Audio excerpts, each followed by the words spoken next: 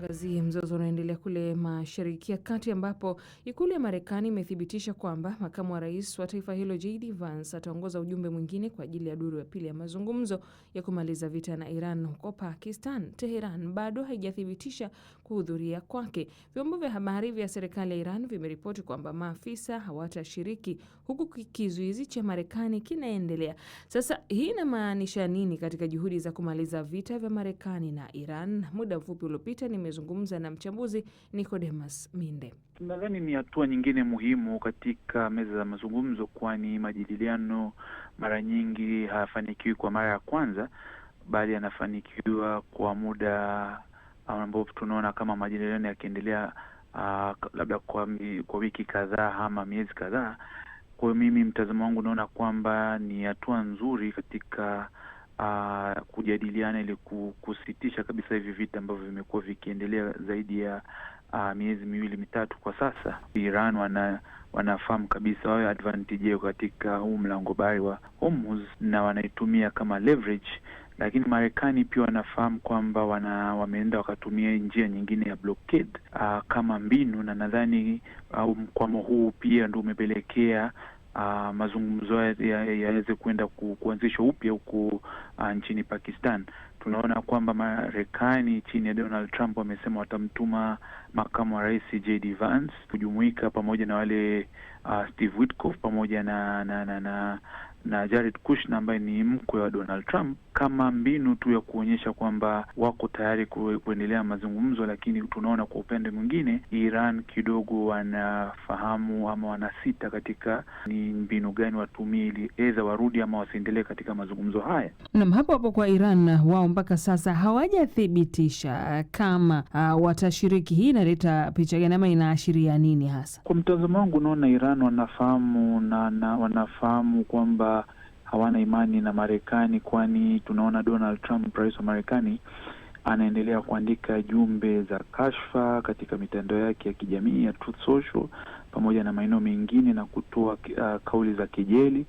Lakini kimya cha Iran nadhani kwa kiasi kikubwa ni mkakati wa majadiliano, na kama nilipoashiria hapo awali ni kwamba ni njia mojawapo ya kuweka shinikizo kwa Marekani ili kuondoa ile blockade ambazo zimewekwa katika bandari za Iran. Kwa hiyo nadhani ni mbinu mkakati ambao Iran wanatumia, lakini nadhani hatimaye watarudi katika meza majadiliano. Nicodemus Minde, hapo kwenye mbinu mkakati tunaona bado Marekani yenyewe inatishia Iran na inasema kwamba haribu miundombinu ya umeme lakini pia na madaraja kama hawataweza kufikia makubaliano katika huu msururu wa haya mazungumzo. Sasa vitisho vya namna hii nadhani vinajenga ama vinabomoa pale ambapo tunapotafuta suluhu, hasa wakati huu ambapo vita hii inaiweka dunia pabaya, hasa katika kupanda kwa gharama za maisha na mfumuko wa bei.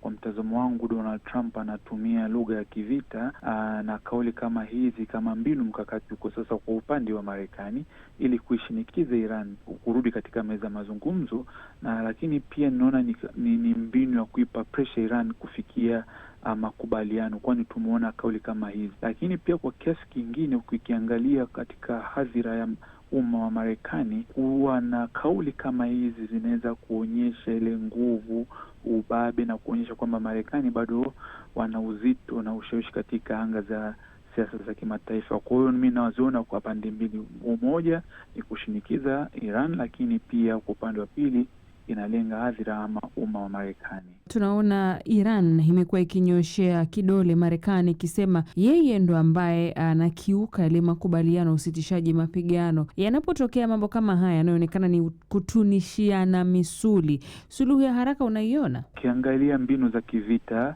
hali kama hii mara nyingi na kuwepo kwamba pande mbili za kivita wanatunishiana misuli, wanapimana uwezo, na tumeona kwamba nilivyokueleza Iran wanatumia Strait of Hormuz kama leverage yao, lakini Marekani pia wanafahamu kwamba wameweka ile blockade, kwa ni kama kupimana. Lakini mustakabali wake nadhani ni kwamba mambo haya inabidi wakubaliane, ndio maana mazungumzo yameitishwa huko Pakistan, japo Iran bado hajathibitisha kwamba watakwenda au la. Lakini mimi kwa makisio yangu naona kwamba Iran kutokana na hii pressure ya kidunia pamoja na hali ya kuzorota kwa uchumi wa dunia, pamoja na kupanda kwa gharama ya mafuta na mambo mengine, nadhani itakuwa ni busara wao kurudi katika meza mazungumzo. Naam, kwa kumaliza tu Nicodemus Minde, tunajua nguvu ya bunge la Marekani, hasa lile bunge la Congress, lakini je, unaona lina uwezo kiasi gani kuweza kumfunga mikono Rais Donald Trump asiweze kuanzisha mashambulizi kamili dhidi ya Iran? Yaani kuna pande mbili, kuna pande ya kisheria na kiuhalisia.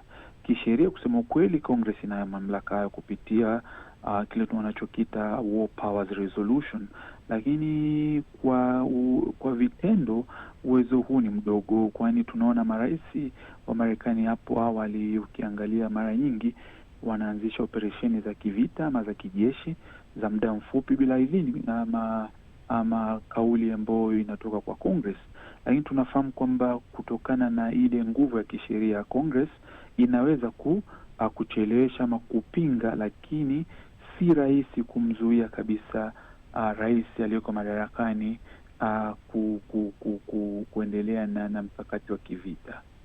Naam, shukran Nicodemus Minde huyo, tukiangazia kwa pamoja hatma ya vita vya Marekani na Iran na kama duru ya pili ya mazungumzo huko Pakistan itafua dafu.